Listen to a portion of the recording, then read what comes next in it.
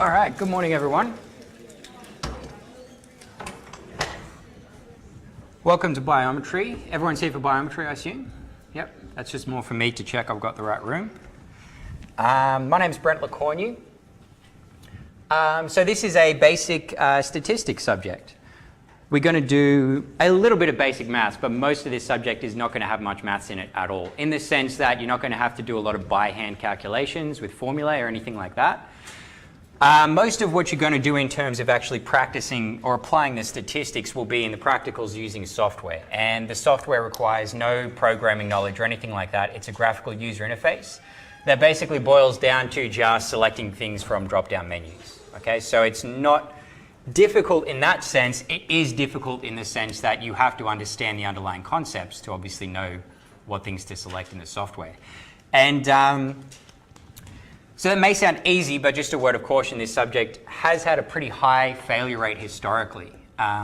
So if you find the first couple of weeks, actually just to get, can you raise your hand if you did advanced maths or higher in high school?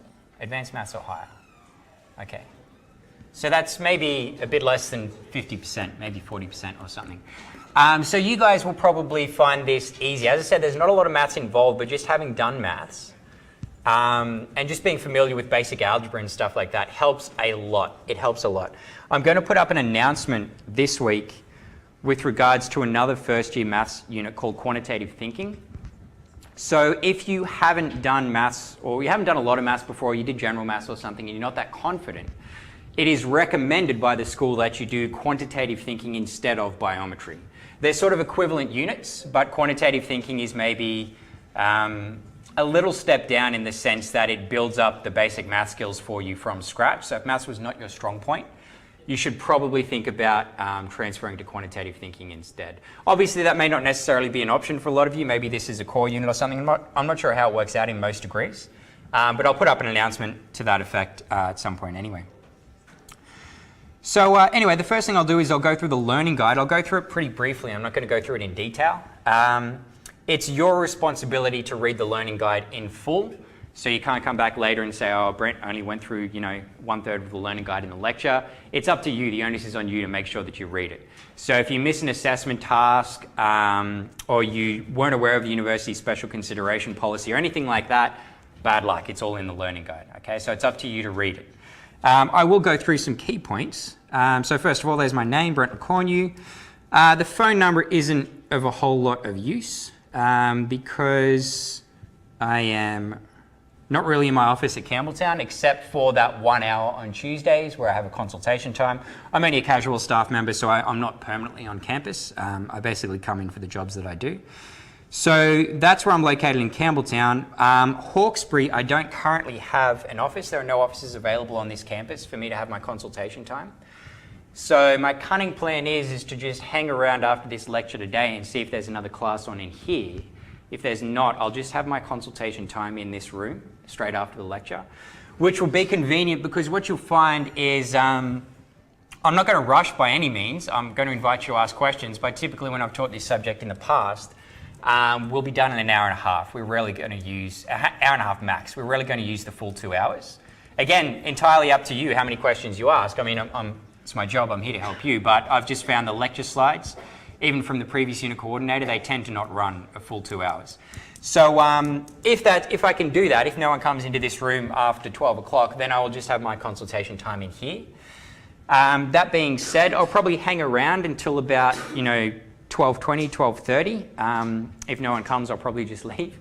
So if you do think, but I don't mind, obviously it's my job to have that consultation time, but if you do think that you'll be later than about 12:30, maybe send me an email so that I know I need to hang around and stay here, okay? So I will put up, depending on what happens today, I will put up that on the View site tomorrow for where I will hold my consultation time for this campus. So I'm the lecturer on all 3 campuses, and as far as I'm aware, all 3 campuses will be recorded. So if you miss a lecture, that's fine. You can watch the recordings from any campus.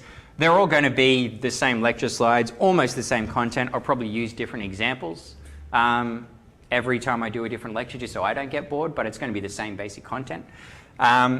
So yeah, no need to worry if you miss a lecture. But by all means, please attend. The point is, lecture attendance is strongly correlated to a higher grade. And you need to take advantage of having me here or having your prac demonstrating your practicals as much as possible to ask as many questions as you can. Because this is, statistics is a tricky thing. It's something that's used across the board in all sciences. Doesn't matter if you're a physicist, a biologist, a chemist, a psychologist, a nutritionist, a sports scientist, every single one of those fields uses the statistics that you're going to learn in this subject, okay? So if you know nothing about physics, you can still look at a physics paper, scroll right to the end of something that they produced from the Large Hadron Collider in Switzerland, and you can see what they said in their conclusion regarding the statistics they got, and you'll understand it completely, okay? You may not understand the physics, but you'll understand the conclusion, because everyone uses this statistics. So everyone uses it, but it is tricky. It is one of the most notorious fields, I guess, in terms of how much it's misused and abused by scientists. Even a lot of scientists don't understand some of the stuff that you're going to learn, so it's my job to try and make it as clear as possible. So the critical stuff here, 10 credit point subject. I mean, you guys, at a minimum, some of you are doing this near the end of your degree because you have to fill in something, or you just need maybe you just want a relatively easy maths unit to sort of fill in your course. But if this is your first year, maybe you're not fully aware yet how the credit points work, in the sense that how difficult the subject is expected to be. So for a 10 credit point subject like this one, this is a 10 credit point subject, you're expected to do 10 hours of study per week. Okay, so that's the recommended bare minimum. That already includes your lectures and your practicals. So 4 hours from 2-hour lec and 2-hour prac, and then you should be doing another 6 hours on top of that. Okay, so that's the recommended bare minimum amount. Again, if you're not that confident with maths, or you've never done maths or much stats before, then you probably need to put in more than that. Just see what else you need to know. That's pretty useless. So nothing in here is useless, obviously. It's all important. No, I'm kidding, it's useless. Yeah, so with regards to the practicals, so the only stuff you have for this unit is the 2-hour lecture and then the 2-hour practical. The practical is split sort of half and half between a tutorial style thing where you'll be asked to answer some theory questions. I'm not going to put people on the spot. I'm just going to ask for your discussion, for you to attempt to answer the question. Don't care if you get it right or wrong, you just have to at least think about it. So there'll be these theory style questions at the start of the practical. They may take up half the time, probably honestly less than that. And again, just like the lectures, I find it's pretty rare to have to go the full 2 hours for the pracs as well. You'll probably be, once you've done the practical content, that's fine, you can go. You don't need to hang around for the full time. So there'll be a tutorial component to the practicals, and then the second part will be the actual using the computer and the software that we have installed. So the statistical software that we're going to use is a software called R. Just that, the capital letter R. It's quite widely used. It's good because it's free and it's open source. If you wanted to use R, you would need to learn a little bit of the R programming language, which is not that difficult, and it's pretty similar to lots of other kinds of languages. If you've done some programming before, the for loops and if statements are all pretty much the same. But you don't have to learn programming, because what we're going to do is we're going to install a graphical user interface on top of that original program, and it will require no coding at all. It'll just be a little window, little boxes, you select things from a menu like you would in a word processor or something like that. There'll be no coding required at all. However, it's only installed on IT lab computers. It's not installed in the SCEM labs, and it's not installed on the library computers, okay? So if you want to do some work outside of, the regular prac hours, that's fine. Just be aware that you'd have to use an IT lab computer. You can't do it in the library, you can't do it in a SCEM lab. And that goes as well, obviously, for the online quizzes that I'll talk about them in a second. Okay, that's fine. That's fine. All right, so here's the stuff that you'll be most interested in, is the assessments breakdown.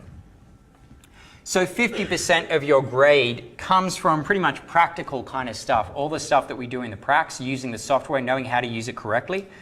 50% of your grade is going to come from that, in the sense that you will have 5 online quizzes worth 5% each throughout the semester.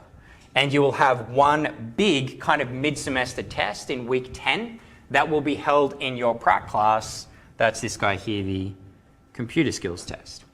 Okay, so 50% of that comes from basically an online quiz. The computer skills test will be a bigger version of these little smaller online quizzes that you do throughout the semester. Okay, so I just wanted to emphasize that. It will be based on the stuff you learn in the practicals. You can't really skip the practicals and still hope to pass the subject overall. The final exam will obviously have no sort of practical content in that sense. You're not going to have a computer in the final exam. It's a written exam. Okay, so anything that you learn in the practice with regards to using the software can't necessarily be assessed, except for you may be given a question that has some statistical output. The kind of output that you would get from that program. It's just written output, but you need to be able to interpret it, okay? So there is that to consider, but for the most part, the final exam is not going to be assessing any of that kind of computer knowledge that you learn in the practicals. So the online quizzes will become available 1 week before they are due. You do not have to do them in the practicals. You can do them anytime you want within the week that the quiz is open. Okay, so your first quiz is due 2 weeks from now in week 3 on almost midnight on Sunday. And then the next one will be due week 5, week 7. There's a big gap to the next one in week 12 because you'll have the computer skills test in the middle in week 10. Okay, so you can do it at any time during the week. You can do it at home on your own computer if you want to, but it's not recommended. The reason it's not recommended is that these online quizzes, although they may be you may just have to type a number into a box or select something from multiple choice. The answer that you need will probably require the software for you to work it out. You'll be given a data set, possibly. You'll have to plug the data into the software, do the analysis, and then say, okay, there's the answer. I'll plug that into the online quiz. Okay? So you would need to install the software on your own computer, which I can maybe sometimes help you with, but everyone's got a different computer, especially if you've got a Mac. Firstly, reevaluate your life choices if you've got a Mac. Secondly, I know nothing about them anyway, so I can't help you if you've got a Mac. I can maybe help you with if you've got any other kind of a laptop. Yeah, so that's the risk. You may not have the software correctly installed. The second thing is that if something goes wrong with your internet connection while you're doing the quiz at home, that's bad luck. Okay? I can't, I've got no visibility of your home personal internet connection, right? So I can't take your word for it that you were doing really badly in the quiz and then sent me an email and went, oh, actually my internet dropped out. Can you give me special consideration? The answer is no, I'm not going to give you special consideration. If you do the quiz at uni, that's a different thing because we obviously have records of everything that goes on the network at university. So if there is a technical difficulty, that's fine. I can give everyone special consideration who was doing the test at that time and happened to come across this problem. But if you choose to do it at home and something goes wrong, that's it, bad luck. Okay? So recommended you do it at uni. Again, anytime during the week. You can come in on the lab's open on weekends? I'm not sure. Well, you can come in any other time that you happen to be on campus and just do your quiz. It takes about half an hour. Okay? It's a half-hour quiz. So just bear that in mind. You can do it at home. Strongly recommend that you don't.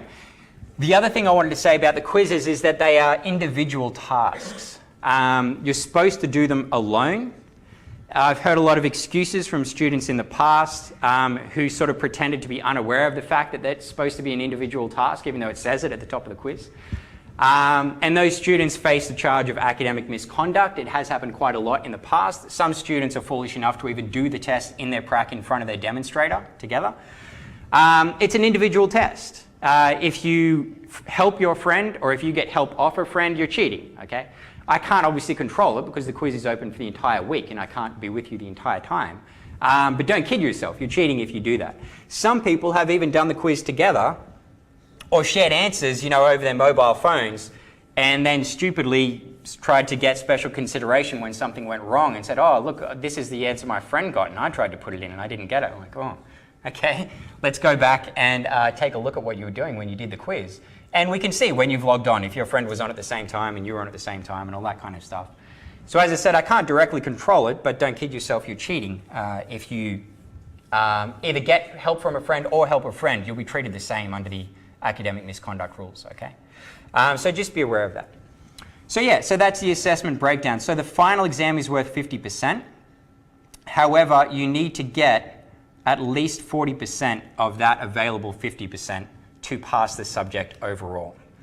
So you need to, just to clarify, you need a combined overall score of 50%, just as you would for any subject to pass. but you also need to get 40% of the available marks in the final exam, okay? And that you've probably come across that. There's a fair few subjects that have a threshold like that, particularly in subjects like this, as I said, where cheating is a possibility. The threshold really controls for that. And that's the other thing, don't waste your time cheating. You're wasting your time, you're wasting your friend's time, because when push comes to shove in the final exam, if you've cheated off someone the whole way, you're not going to get over that 40% threshold. I've seen it many times before. Students that either knew had cheated or suspected had cheated got nowhere near the 40% threshold in the final exam. So it's a big waste of time for everyone. There was no point you doing the quizzes and cheating off someone and then sitting the final exam. You're not going to pass. Any questions about any of that? Cool. Okay. So with the online tests, the online quizzes, the 5 of them, they close on the Sunday of that week, and then probably 2 days after that, I will release your marks to you. So obviously you can't get your marks straight away. The questions are drawn from a pool, so 2 people aren't necessarily going to get the exact same answers, but even so, we don't want you to be able to look at your answers and then share them with your friends. So once you've done the quiz, you won't get your answers immediately. You'll have to wait. I'll leave it 2 days just in case anyone does have a genuine special consideration that they submit. You're allowed to submit within 2 working days.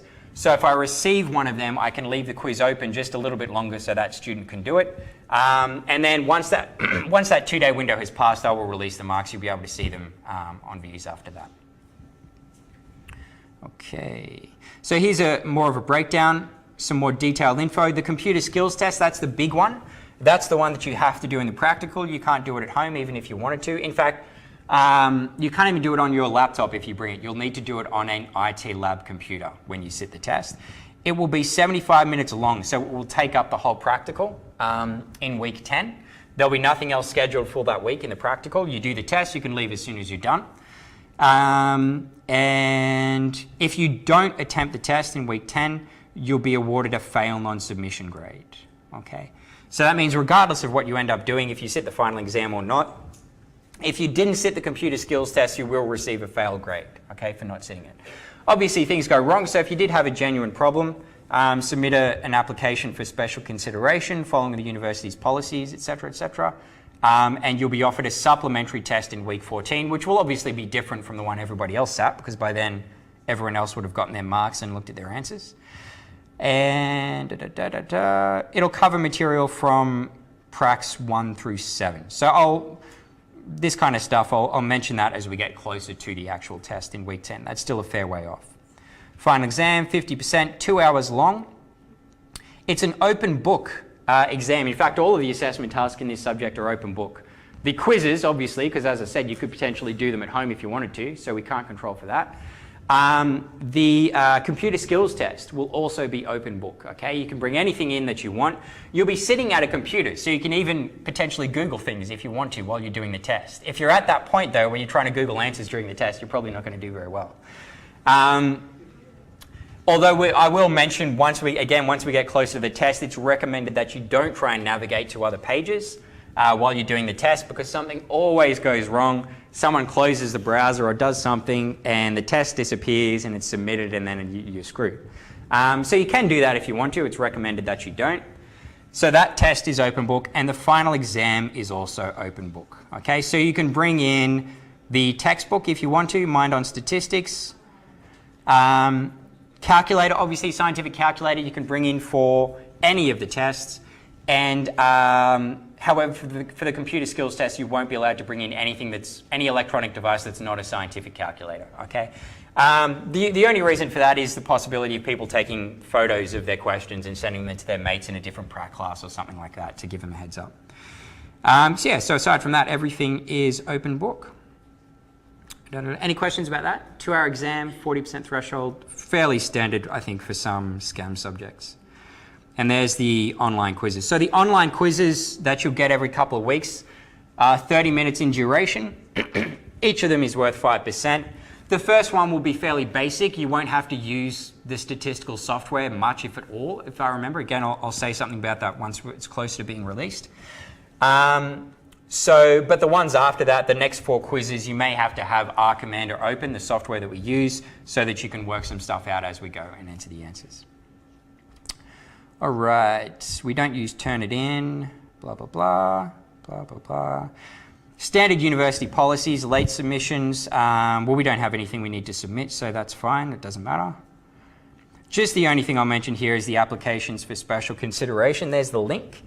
A couple of key things about special consideration. When it comes to the final exam in particular, if you're not feeling well on the day, don't sit the exam. Okay? If you sit the exam and then come back afterwards and say, oh, I actually didn't feel well that day, can you give me special consideration? The answer will be no. Okay? If you weren't feeling well, you shouldn't have sat the exam. Then you go see your doctor and get a medical certificate. The reason is that obviously we can't, I don't know how it works in other subjects. Students seem to think that if they submit special consideration, the special consideration will be, oh, just tack on a couple of extra marks to my grade. That will never happen in a SCEM subject, as far as I'm aware. It may happen in other schools, but in SCEM, you will either have your application denied or you'll just have to sit another test, okay, or another exam or something like that. If you've already sat the final exam, the answer is just going to be no, okay? You're not going to get a second bite at the cherry. So that's fine. I mean, things go wrong, unless something very drastic goes wrong. If your appendix bursts 1 hour into the exam, or you have a seizure or something like that, obviously we would do something. We would give you special consideration. But you don't sit the exam and then come back and say, oh, I had a headache. Again, I hear lots of reasons. They thought, oh, I thought it'd be too much hassle. I didn't want to, hassle you about it with a special consideration later, so I thought I'd try my hand at the exam, and then I realized they didn't do well. No, your application will be denied. So either sit the exam and accept the results, or submit an application. You'll sit a deferred exam in that case. If you don't sit the main exam, you'll have 2 days to submit an application. You can then sit the deferred exam later on. Okay, so that's all fine. It happens. Things go wrong on exam days. There's nothing wrong with that, but don't expect to get a second bite of the cherry if you try first time and then say that you were sick afterwards. So I think that should be pretty much it. Here's a breakdown week by week. If you want to check that out later, it tells you when each of your quizzes are due, which is also on the View site and also further up the learning guide that we moved over there. The prescribed textbook is this one, Mind on Statistics. In the past, I've always been hesitant to tell students ask me, is it worth buying the textbook? And I think the official line should be that you're supposed to buy it. But I'm in charge of this subject now, and I could say what I want. I'd say don't bother buying it, okay? Everything that you've got in the lecture slides and the practical worksheets, if you do all of that, that is completely sufficient, okay? To get a high distinction if you work hard enough. Okay, the textbook is good if you're a keen student. Some of you are very good students, then you'll be very keen. If I explain something in a lecture that doesn't quite make sense to you, that's where the textbook is handy. You can go back and check, what did the textbook say about this particular thing? Can I get some more depth from the textbook? That kind of stuff. So it's good in that sense, but you don't actually need it. And as far as I'm aware, because this is a first year subject,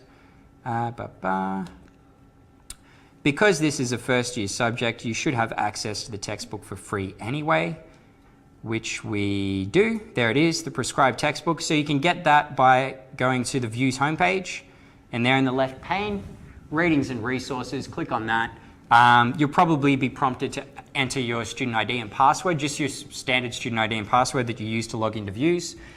Enter that once you've clicked on View Online, and you'll get the entire textbook online for free. Okay, obviously it's always a little bit tricky navigating textbooks on a laptop, but it's there if you want it. Okay, you don't need to spend a cent on the textbook. Cool. Any questions about any of that stuff? No. All right. So just briefly, here's the Views homepage. Again, there's another breakdown of all the assessment tasks in the middle. There's my name, contact email address, consultation times. As I said, I'll update the Hawkesbury one tomorrow, depending on what happens today, if I can stay in this room or not. If not, I might have to set up something. I'll just hang around, lurk in the library or something, waiting for people to come and see me, because there are no offices available here. So the left-hand side, unit information, that's where you'll find the learning guide I just went through. As I said, it's up to you to make sure that you read that. Let me just check that it's visible. Yep, it's up to you to make sure that you read that in your own time. Learning materials, that's where you'll find basically everything. Okay, so there's some information here on how to install the R Commander software if you want to install it yourself. Blah, blah, blah. There's a folder here for data. So this folder contains all of the Excel files that we will use in the practicals. So we have a whole bunch of sets of real data taken from either scientific studies or you can see one there is called Biometry 2014. That was taken from the 2014 class of this subject where they all did some kind of online test looking at things like reaction time and smoker status and all this kind of stuff. So we've got some actual data sets here that we're going to play with throughout the semester.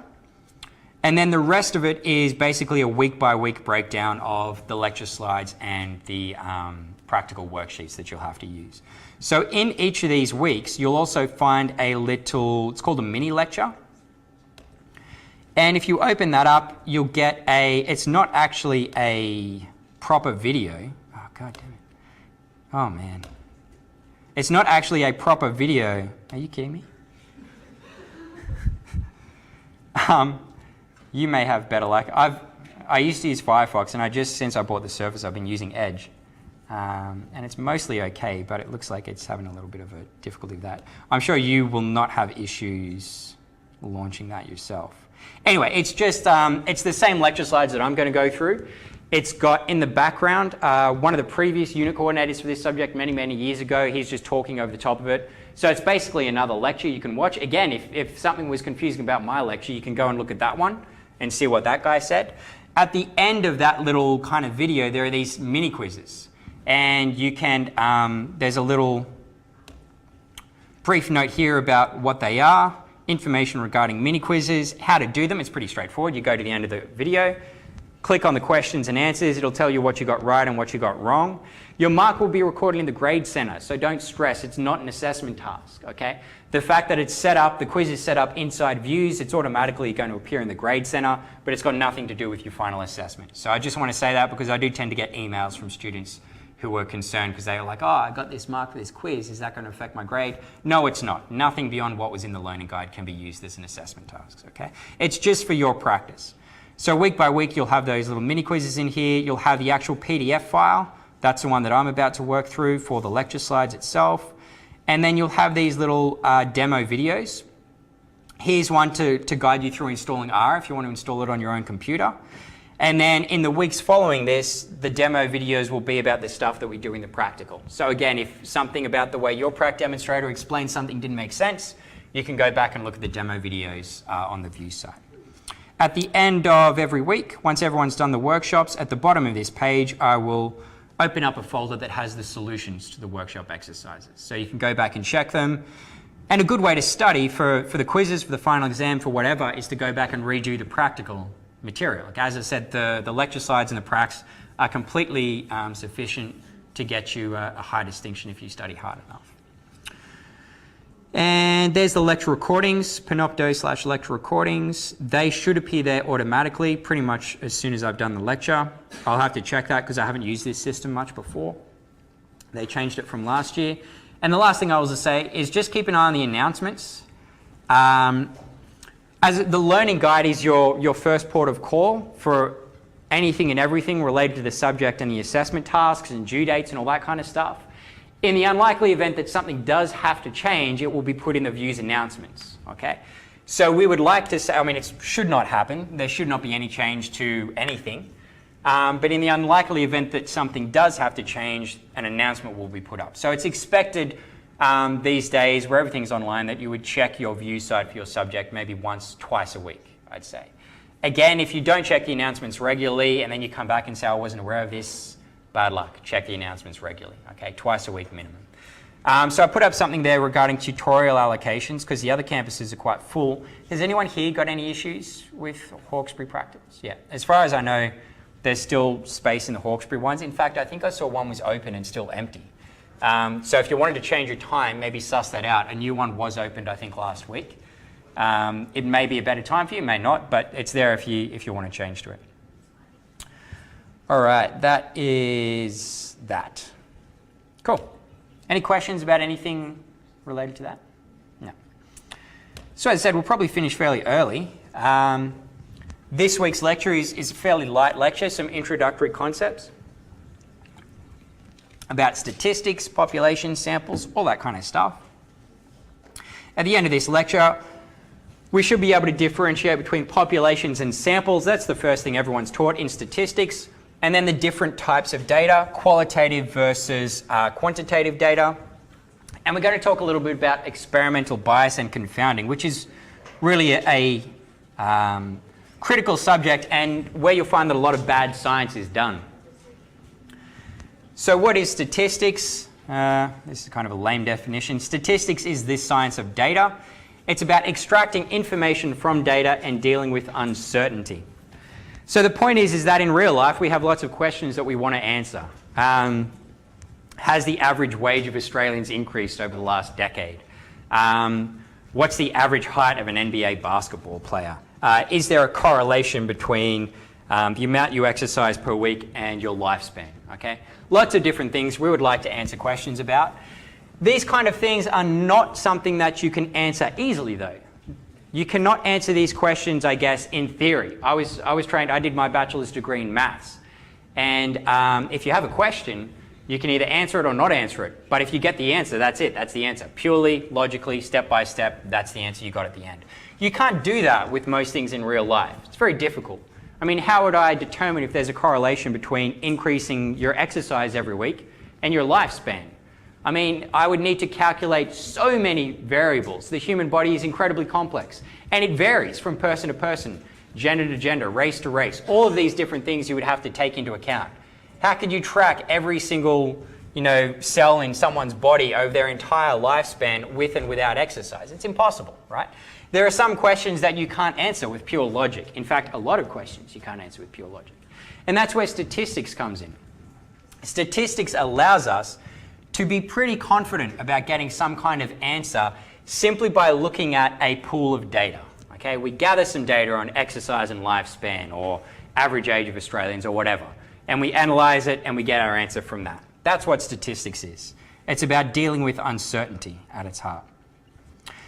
So what you'll find is that the things you'll learn in this subject are, as I said, they're kind of tricky. The concepts are quite tricky and notoriously misunderstood by even professional scientists.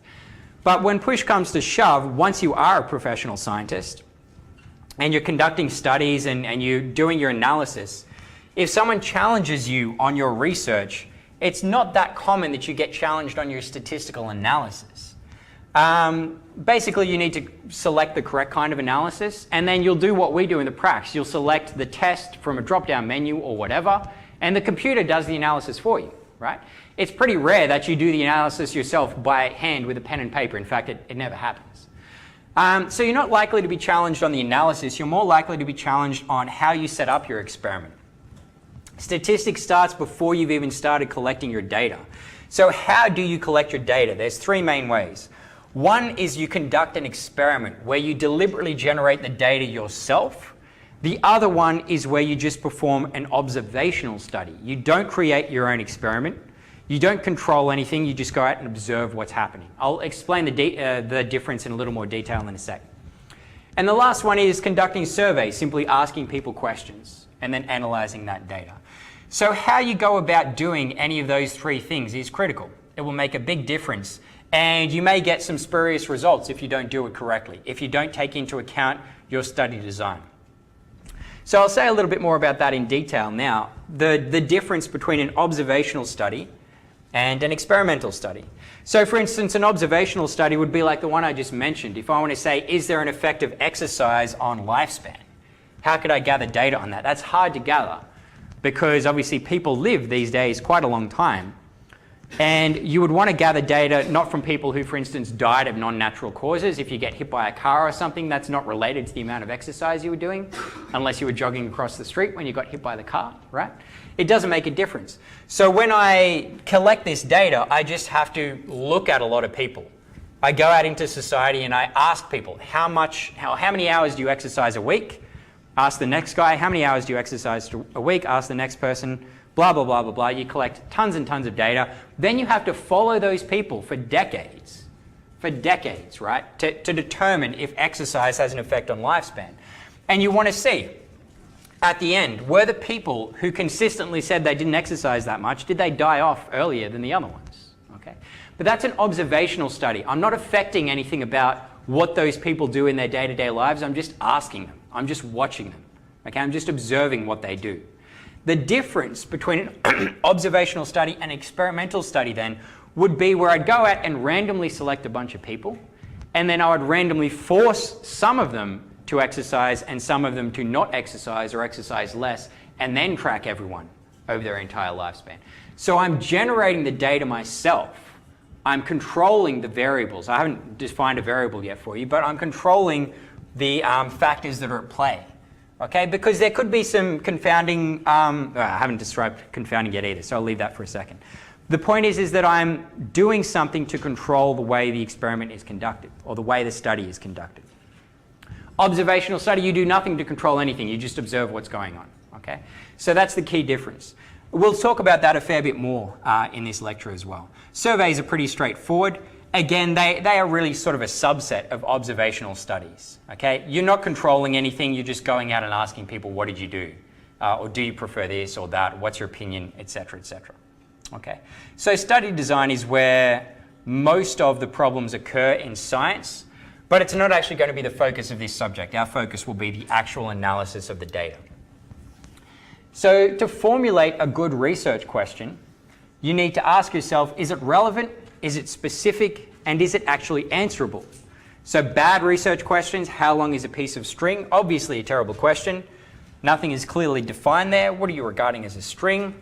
How do you say when is it long? What different types of material is the string made of? Blah, blah, blah, blah, blah. Is it even relevant? Okay, it's not a good question. What is the quality of this wine? This one doesn't seem inherently that bad on first instance. But again, it's a bit vague and iffy. I mean, how do you determine the quality of wine? It's a very subjective thing. Okay, how would you answer that question? That question can be answered. Some people do attempt to answer those questions. They get master wine tasters, of which there'd be a couple in the entire country, certified proper wine tasters. That's their actual, well, it's not their day job, I assume, but maybe someone pays them for it, I'm not sure. But there are people who have, you know, an amazingly good palate. They've been certified as wine tasters. You would present them with a couple of wine bottles or a whole bunch of wine bottles, clear the labels off so they can't see what wine they're drinking, so it's a blind test, and then ask them, bottle 1, bottle 2, bottle 3, what did you think of all of these wines? Then you could get some data, okay? You could ask, what is the quality of this particular wine as opposed to these other wines, okay? But tricky to do. It's a very subjective thing, determining quality. And what's the opinion of a master wine taster as opposed to everyone else who's going to be drinking it who don't have that kind of palate? It may not even be relevant, okay? If a master wine taster thinks it's good, does that mean everyone's going to think it's good? No idea. So not particularly relevant and not really specific. Possibly answerable though, that particular question. So good research questions. One that we're going to look at, what is the speed of light in a vacuum? That's very specific and very relevant to lots of things that we do in life. What is the speed of light in vacuum? And we definitely can answer that. We're going to look at a particular data set for a real experiment that was conducted in the 19th century, end of the 19th century, so a long time ago now. And we're going to look at how they attempted to determine what the speed of light was. People used to think it was infinite because obviously it's so fast, but it's not. It's about 300 million meters per second. So still very fast, but a long way off from infinite. Another good research question, what is the sugar content per unit mass of juice? Very specific, very relevant to people who produce juice, I guess, and their customers. And very answerable, something that we can generate some definite data on in a very specific and you know, pretty straightforward way. Another data set, these are all data sets that we're going to look at, by the way. Does lichen coverage of trees vary by aspect? So depending on how the tree is facing the sun, does the lichen grow more or less on a different side of the tree? You may have done that study if you did biodiversity or are currently doing biodiversity. You may have talked about lichen a bit. And you're going to hate lichen by the end of this unit because we do refer to it a lot. But I'll put in some more interesting examples as we go.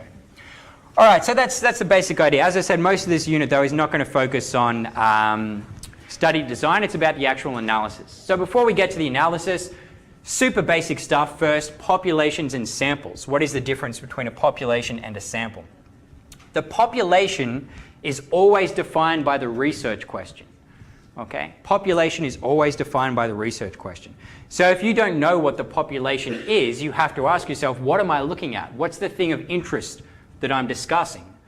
Okay, so for the examples we had above, lichen coverage of trees, what's the population? Well, the population could be the type of tree on which the lichen grows. It could be all the trees in a region of interest. I have to be specific with my research question, right? If I was doing that study here, maybe I'd just be interested in trees in this region, in the Hawkesbury region. Because if you move to a different climate with different trees and different lichen and different, obviously different temperatures and rainfall patterns, it's going to be different. You're going to get different results. So your population always has to be defined by the research question. What are you restricting yourself to? If I'm looking at the average height of people, does that mean I'm researching the average height of the entire human species around the globe? Is it just Australians? Do I want to see what's the average height of Australians? What's the average height of an NBA player, right? Your population then is defined by the research question. If I'm looking at the average height of NBA players, then the population is all NBA players, okay? All basketball players in America. Well, there's more than NBA basketball players, but all NBA players, right? If I'm looking at the average, or the average age, well, let's say, the average age of people, the research question needs to be specific to define the population. Is it literally people? Is it literally everyone in the entire world? Or am I just looking at the average age of Australians? The average age of Sydneysiders, right? The population is defined by the research question. The sample is a subset of the population, okay? So if I want to know what is the average age of an Australian, I can't look at 20 million Australians. Okay, there's too many people to go and ask them how old are you, or to go through births, deaths and marriages records and figure out everyone who's still in the country, what's their current age, divide that by 20 million, right? It's too hard. So this is what a sample is for. You take a subset from your population. A subset just means a smaller group out of that larger group. That's all it is. So if I want all Australians, I would randomly select people from all over the country. Perth, Adelaide, Sydney, rural areas, whatever. Why did that even happen? I would select a whole bunch of people. That would then be my sample. It might contain 100 people, 1,000, 10,000. But it's a subset. It's a smaller group that I've pulled out of the large group. And that's it. I don't want to go on about it anymore. Populations and samples. Okay? Population defined by the research question. It's a group of something. A sample is then a subset of that group. Whatever it is you're studying. Trees, people, basketball players, whatever. Okay? So typically, in fact, I mentioned the average age of Australians and said you can't ask all 20 million people what their age are. Actually, we do. Every few years we conduct the national census, and we do literally try and ask every single person in the country a whole bunch of information. It's very hard to do and very costly to do that, okay? Every time you want to ask a question about anything at all, you can't look at the entire population. It's way too difficult, way too time consuming, and most importantly, way too expensive to do that. So that's why we almost exclusively look at a sample. We look at a subset of the entire population, and then we try and infer something. From my sample of 1,000 Australians, I found out their average was 40 years old, right?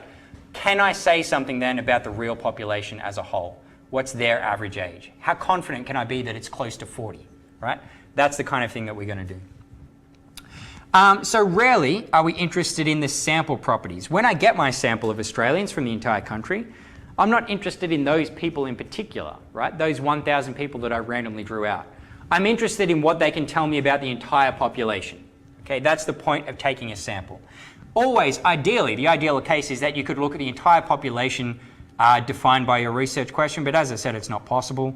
We just have to estimate and infer things about populations using the sample. Okay, any questions about that? So just some basic definitions. Populations and samples. The next couple of basic definitions, types of data. Well, we're going really fast. We'll probably be done. Normally I'd give people a break in the middle of a 2-hour lecture, but as I said, for these ones, I'll play it by ear. I think we will end up going a bit faster than that. We're probably not going to need a break.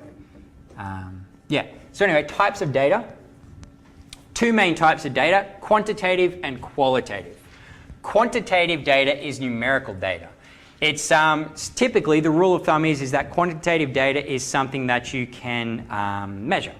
So things like height, weight, age. Anything, in fact, that you can perform a numerical operation on that makes sense. So for instance, I think the best rule of thumb is always to ask yourself, when you're trying to work out, is your data qualitative or quantitative, you say, can I work out an average for this particular type of data? So if I said my data is about age, can I work out an average age? Yes, I can. That makes sense. Regardless if I've got a sample of 2 people or 1,000 people, I add up their ages, divide by the total. Okay. Can I work out if I was looking at, say, gender? Can I work out an average gender? If I have a sample of 6 men and 4 women, what's the average gender? It doesn't make sense, does it? You can't work out an average gender. It's qualitative data. So qualitative data, unlike numerical data, comes in a number of fixed levels. Gender, handedness, hair color, they're all examples of qualitative data. Quantitative data is stuff that it makes sense to perform numerical operations on. Can I add this to that? I can't add male and female and get a sensible answer, right? That makes no sense. I can't add left and right-handed and get a sensible answer. I can add 46 years to 54 years and get an answer in years, right? I can do that. So that's the breakdown between the two main types of data, quantitative and qualitative. There is a weird third type of data that's a mix of the two, but it's not something we're going to look at. And the last thing I will say is that quantitative data is broken down into two subtypes. One is continuous and one is discrete. So discrete is something that you would count in whole numbers, maybe, or just could be in increments. So for instance, currency. In your wallet, not many of us pay with cash these days, but if you check in your wallet and look at all your coins, currency is something that is discrete. You can have 5 cents or you can have 10 cents. Unless you're paying with EFTPOS, you can't have anything in between. Okay? As opposed to something like weight. Weight is continuous data. I can be 70 kilos or 70.01 or 70.001 or 70.0001. Technically, up to a certain limit that you'd have to get into fancy physics to talk about, technically I can keep going. It's continuous. There's no gap between the two numbers that my weight could be. Okay? I could be anything in a huge range. So that's the difference between continuous and discrete data. Discrete data you can either count or it comes in discrete jumps. There's nothing in between each value. Or continuous data is something particularly that you would measure. Okay? Height, weight, age, all of those things are examples of continuous data. Does that make sense? So quantitative breaks down into two subcategories, discrete and continuous. And qualitative is data that can take a number of fixed levels. So for instance, where's my pen? So I just wanted to point out something about this one. Gender, for instance. Should I use that? Gender has 3 levels, I guess we should say. Other, technically. But it can only be one of those 3 things, right? Male, female, other. Handedness, left-handedness. Can anyone tell me if I said that my variable was left-handedness? I'm going out and measuring from a population. I take some people and I work out their left-handedness. What are the levels for that qualitative data? It'd be yes or no. Are you left-handed? Yes. Are you not left-handed? That would imply that you're right-handed. So it's not always straightforward. It depends on how you define your variables. I could define this as left-handed being yes or no, or technically I guess there is a third level again if you're ambidextrous. Life is never that straightforward. I could define it that way, or I could just say handedness, and then it would be left or right or ambidextrous. Ambidextrous, okay? So the point is that qualitative data only can take one of a specific number of values. How many things you have completely depends on the variable you're looking at. Gender, handedness, hair color. I mean, you've got so many different types of hair color, especially if you dye your hair, okay? It could be brown, black, red, blonde, whatever. Hair color could be a whole bunch of different things. So they don't always have to have, 1, 2, 3 levels. It's however many levels it has, but there's nothing in between. There's no average handedness or average gender or average hair color. There's nothing between left and right. That's all she wrote, basically, when it comes to qualitative data. The best you can usually do with qualitative data is to just add it up. How many people were left-handed? How many people were right-handed? How many people are female? How many people are male? And so on and so on. Okay? You can't work out an average gender and average handedness. Okay? I keep using that example because it's the best way to think about it. If you're never not sure, ask yourself, could I work out an average of this particular thing? That will tell you, is the data quantitative or qualitative? Okay. Any questions about that? As I said, I do get told sometimes that I go too quickly. So feel free to slow me down if you want to. If something I've said doesn't make sense, As I said, people come from different maths backgrounds. So some people, this will be, well, we haven't really done anything yet. We've just looked at terminology. But some of the stuff we'll go across is maybe a bit intimidating to people who come from a general maths background. So please don't feel shy about asking a question. Don't feel nervous. I'm never going to laugh in your face and say you're an idiot, unless it's a really stupid. No, I'd never do that. Please feel free to ask questions, because as I said, we're going to have plenty of time anyway. So when it comes to the end of the semester and you say, was Brent a good teacher, don't say he rushed, because I did ask you if you wanted me to slow down. All right. Okay, so we've done types of data. We've talked a little bit about experimental setup. And this is where things get a little bit more interesting. Bias, variation, and confounding. So as I said, if I want to infer something about a whole population that I'm interested in, or estimate something, I need to take a sample, usually to do that. This sample should be representative of the population. For instance, if I wanted to know the average height of Australians, and I was trying to work that out by taking a sample of, let's say, 5 basketball teams.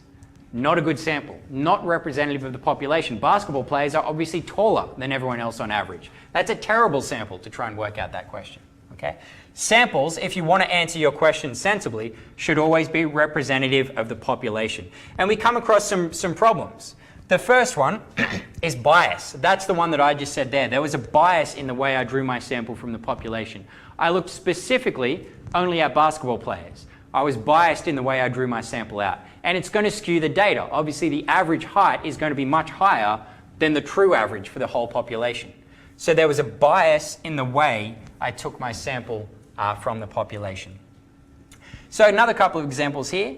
If I were studying the speed of rabbits, and I took my sample by just trying to go out and catch rabbits, okay? I need to get the rabbits before I can measure their speed and maybe hook them up to a little treadmill and see how fast they can run. It doesn't sound very ethical, but maybe that's the way you would do it. But you physically have to go out and get the rabbits, right? Problem is that I've introduced bias in the way I collected that data. Okay, I want to estimate the speed of all rabbits, and I do that by taking a sample where I physically go out and catch rabbits. Problem is only the slowest rabbits are going to get caught. Okay, so I can work out an average for my sample.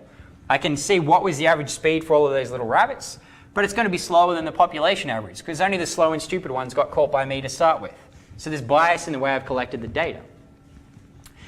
If I want to study the cholesterol levels of people, and I do that by gathering a sample from a fast food car park, again, I've introduced bias into the way I've collected my sample. Well, this one's a bit arguable, but I guess it's implying that people who are already at a fast food place, maybe they go there frequently, especially why would you find them in the car park instead of inside the thing? I'm never sure about what they're doing there.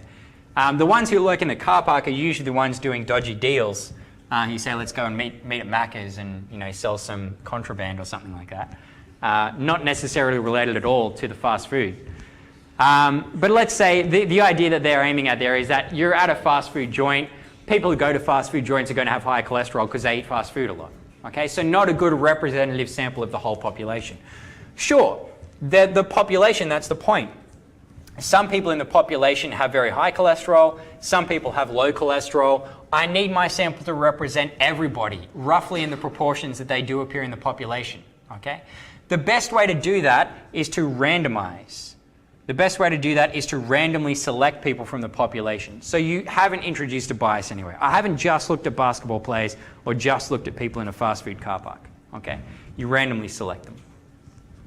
In fact, I had an interesting example here that I wanted to show you, because some of these examples are a little dry. And this one's relevant and ongoing. So NASA did a study. The only astronaut twins ever to exist, Mark and Scott Kelly. Okay, they did a study on these guys because they want to examine the effects of spaceflight on the human body. Again, a very complicated question. Anytime you talk about biology, things get very complicated very quickly because the human body is incredibly complex, so many different factors at play, and it's hard to tangle out all the different things that are going on. So NASA wants to examine the effects of spaceflight on the human body. How do they do this? Well, Well, it's tricky. It's tricky to set up that experiment.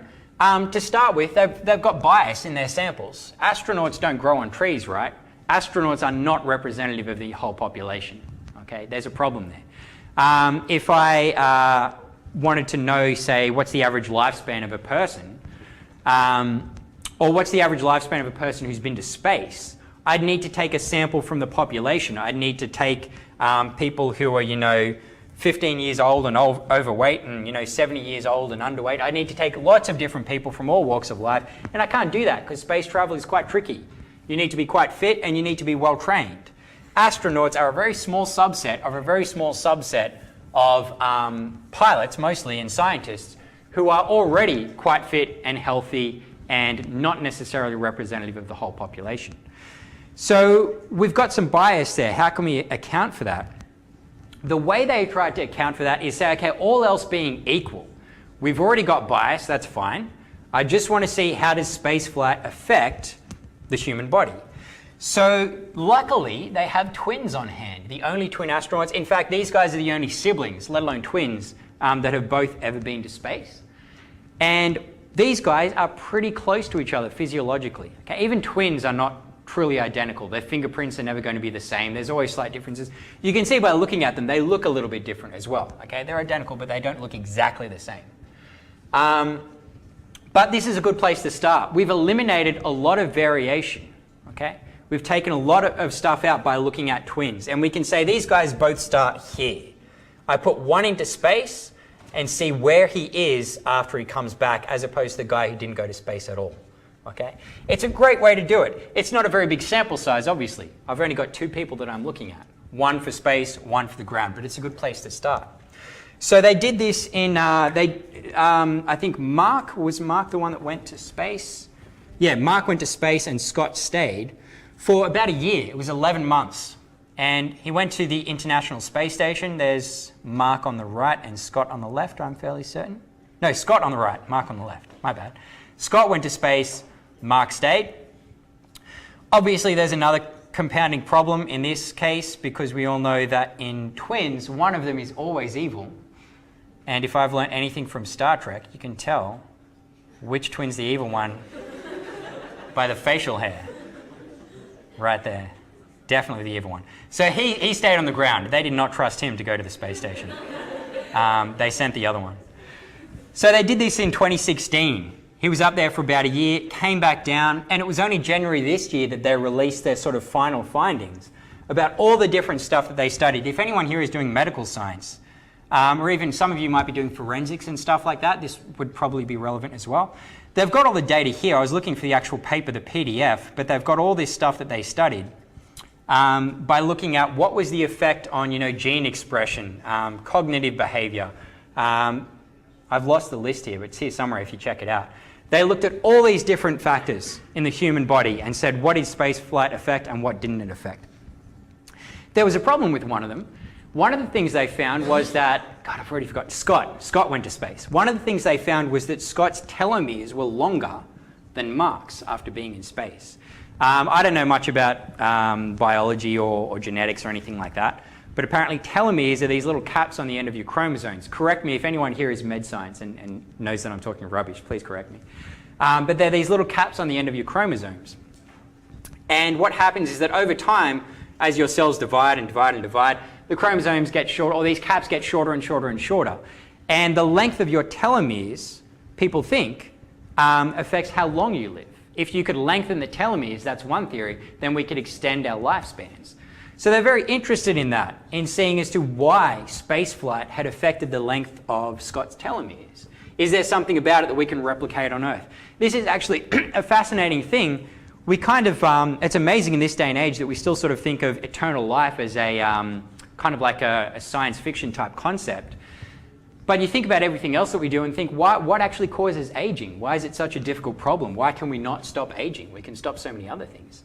It's an ongoing and very difficult, complicated field of research. It's not just down to something as simple as telomeres, for instance. There's lots of other different factors at play. But they thought maybe something about space travel that was affecting his telomeres, if there's something going on there, can we figure out exactly what it is and then replicate it without going to space? Maybe we could extend human lifespans. But there was a confounding variable. So confounding variables, this is where I ducked away from the slides. Did I already talk about confounding variables? No, I didn't. So variation, that was the first thing I mentioned. The variation between the twins was quite small, physiologically, biologically. Okay, they're as close to each other as two humans could ever be in that respect.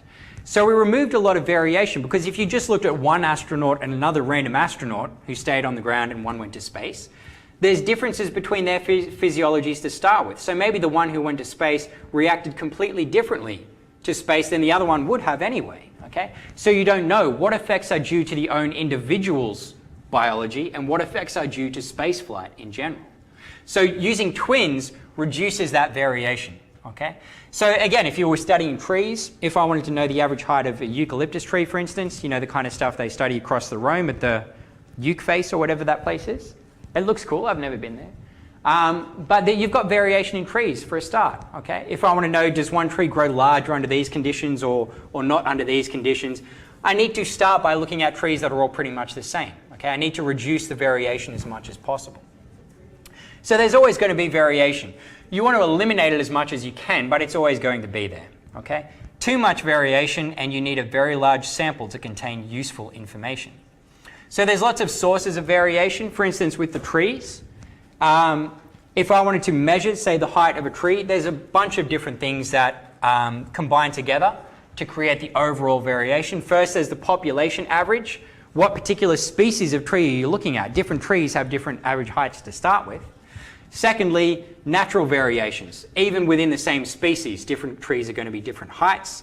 At different times of the year, they're going to be different heights. And lastly, how you actually measure it also always introduces a little bit of variation. You're never going to be spot on. Okay? So there's different sources of variation. Confounding, this is the one where I'll get back to the astronauts. Confounding occurs when the subpopulations of interest happen to coincide with features not of primary interest. So that sounds like a very wordy, complicated kind of definition.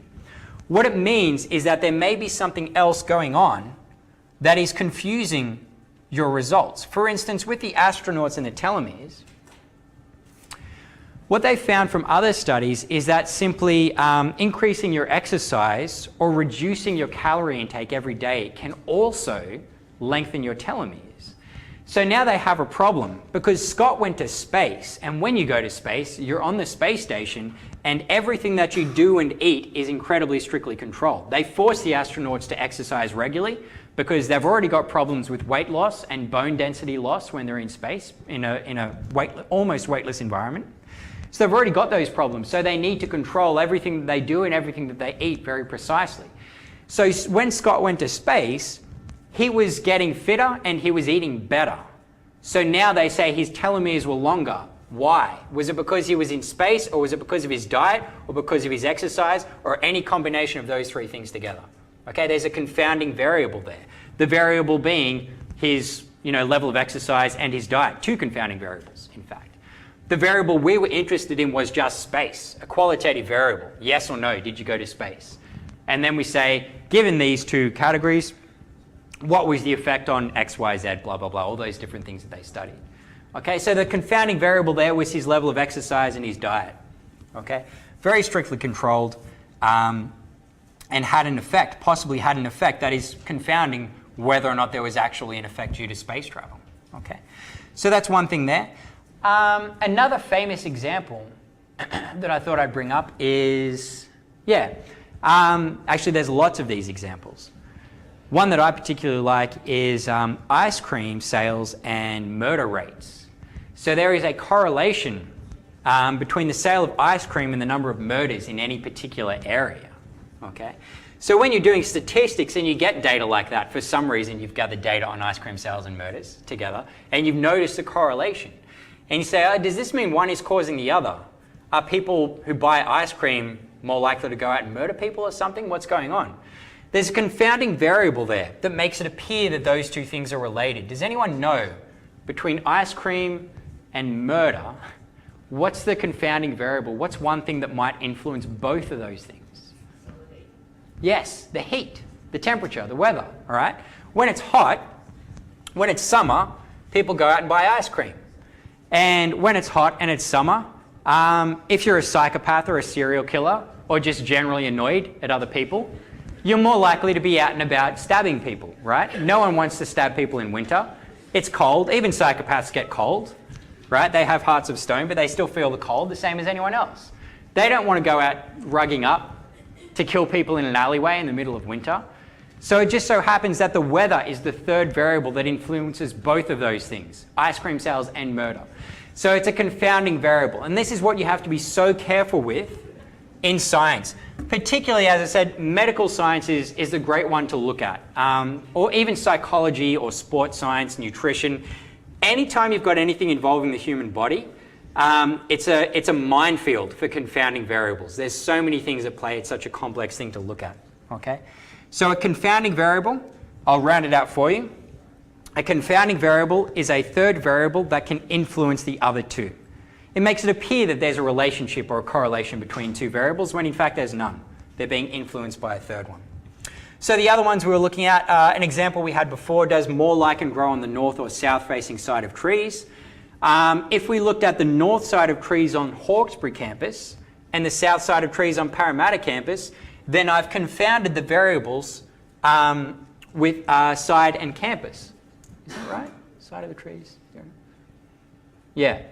They've worded that strangely, but the idea is I just want to see is more lichen growing on one face of the tree or the other. But I only looked at the north side of trees in Hawkesbury and the south side of Parramatta. So even if I did see a difference between north and south, was that due to the fact that they were north and south or due to the fact that they were Hawkesbury and Parramatta?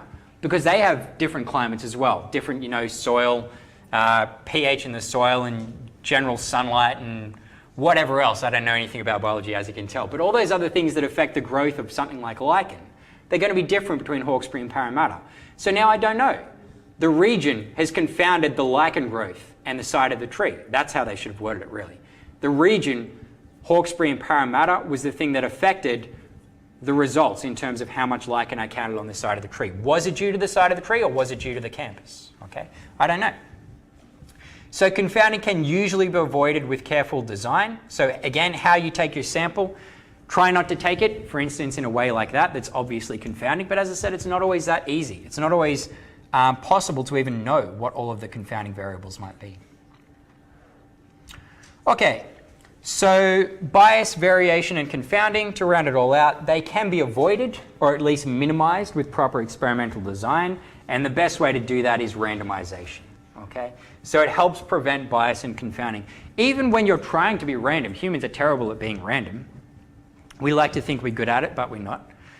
Even when you're trying to be random, you can subconsciously introduce some kind of pattern to the way you've collected your data. So the best way to do it is to get a computer to do it for you. To get a random number generator or roll a dice or flip a coin or whatever, something that is truly random that you are not going to affect the outcome. Okay, random sampling. Don't select only basketball players if you want to work out the average height of Australians. You say, here's all my Australians. I randomly just pull out people blindly, from wherever, all over the country. Obviously, you'd probably restrict yourself to adults. You don't want to be measuring children. They'll skew the average. If you just want to look at healthy adults, you pick everyone out at random. The last one is blocking. That's something that we'll discuss much later in the semester, once we get maybe week 11 or week 12. So I won't say too much about it now, except for maybe to give you an easy example. If I want to look at, say, the average time in a 100-meter freestyle for professional Olympic level swimmers. If I just looked at all swimmers, I'm going to get a little bit of a problem there because men and women have different speeds. Obviously, the men tend to be a bit faster when it comes to that kind of stuff. Blocking would be to separate it into those two groups by gender. Okay, so that's one thing we'll look at much later in the semester. We'll talk more about it once we get to it. All right, statistical methods. Blah, blah, blah, blah, blah. All right, so methods of statistical analysis. What are we actually going to do? We're going to do two main things. We're going to try and estimate population parameters using a sample, or we're going to try and infer something about population parameters using a sample. So when we estimate something, we consider point and interval estimates. What that means is if I want to estimate, and for a start, hang on a second, we didn't actually define parameter, did we? I'll do that for you here. That's something they missed in the slides, I think. Another couple of bits of terminology. Again, we haven't really done any statistics yet. It's just been terminology. Parameter and statistic. Parameter comes from a population, and a statistic is from a sample. So if I take a sample, let's say the people in this room are my sample. What's my research question? Let's say it was height again. I like using height. It's a famous one in statistics to use. You guys are my sample. I work out how tall each of you are and then work out the average. Okay? That average is called a statistic because I drew it from a sample. If I was to look at the entire population of the whole world and work out their average, that would be the parameter. Okay? So it's a difference in terminology. One refers to a population, the other refers to a sample, but they are the same thing, like mathematically speaking. For most, we'll see some examples where they're not. Some things we'll talk about a population aren't the same as they are for a sample. But for our purposes for now, they mean the same thing. You know, your average height or your average grade or whatever. They're the same thing, calculated the same way as for a sample as they are for a population, but we use a different term for each of them. We say it's statistic when it's from a sample, and we say it's parameter when it's from a population. That's all it is. So the parameters we're going to look at in this subject are averages, which we'll call the mean in statistics, correlation, geez, I'm blanking. We're going to look at maybe 2 or 3 proportions. That's another population parameter. What proportion of people smoke? What proportion of people are left-handed, for instance? Those are the kind of parameters we're going to look at, and we're going to try and estimate or infer something about them using a sample statistic. Okay? So we get a proportion from a sample. What does that tell me about the proportion of population? If 40% of people in here smoke, what does that mean about the population in general? Does it mean it's about 40% for the population as well? So that's the idea. Parameter is for a population, statistic is for a sample. So when we estimate a population parameter, we consider a point and interval estimate. If I want to know how many people smoke or what proportion of people smoke, I would get a point estimate from my sample, 30% for instance. 30% of people in here smoke. The interval is then a plus or minus amount. I think in the real population, the true value of the population parameter is about 30% plus or minus 5%, for instance. So it's a point and an interval. That's all. You've got a single number from your statistic, and then you get an interval either side of that. How we actually get that interval is not arbitrary. I can't just say plus or minus 5% because I think that sounds right. We'll actually work out how to quantify that interval properly and say it's this number plus or minus a specific amount, okay, under certain conditions. So that's what we do when I try and estimate a population parameter. I get a statistic, and then I do some analysis, and I get an interval on either side of that point, on either side of that statistic. So in inference, we don't estimate something, we try and infer something about the population using something called a hypothesis test. So this is something that you would also do. I mentioned briefly at the start of the lecture about quantitative thinking. It's another first-year maths subject that runs. It's running in this session in spring as well. So if maths isn't your strong suit, it is equivalent to this subject for most courses. Check, again, depends on your course. I have no idea how all of your courses are structured. Everyone's a little bit different. At Hawkesbury, I assume there's a few more people doing forensics, for instance, or something than would be doing med-sci. But depending on how your course is structured, you may find that quantitative thinking is better. Quantitative thinking also covers stuff like hypothesis tests. There is overlap between the two subjects, but quantitative thinking spends far less time on hypothesis testing and far more time on sort of basic math stuff, algebra. You start out by learning how to add fractions, for instance. That's how basic it is to start with. But if you haven't done much maths or you're never that good at it, you may want to do quantitative thinking instead of biometry. So there is some overlap. But on the whole, it's probably simpler concepts in quantitative thinking than biometry. So hypothesis test is when we try and infer something about a population. So I get a sample, and maybe I think that something has changed in the population. People used to have an average income of, say, 55K a year. I want to see, is that increased? I think that might have increased over the years. So I take a sample of 1,000 Australians, and I find that their average income is now 58,000 a year. Okay? Is that significant or not? Have I proven that the average income has increased? Have I inferred something about the population from that sample? Again, we can't just say 58 doesn't sound like a big increase, so I'm saying no. It has to be quite specific. We're going to quantify how precise we can be with sample data from a given sample size. Okay? So we'll cover that in much more detail. Pretty much everything we do for most of the rest of the semester will be hypothesis tests. So don't worry if that sounds vague currently. It's going to be pretty much all we do from now on.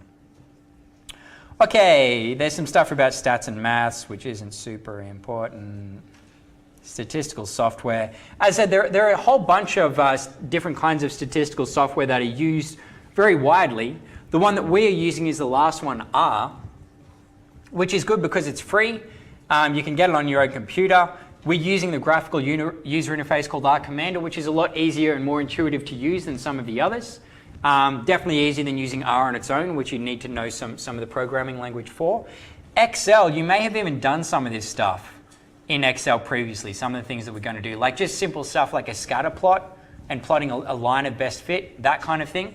Excel can do that sort of stuff for you. It can do some of the statistic stuff we're going to do, but not necessarily all of it, or if it can, it's a bit more finicky.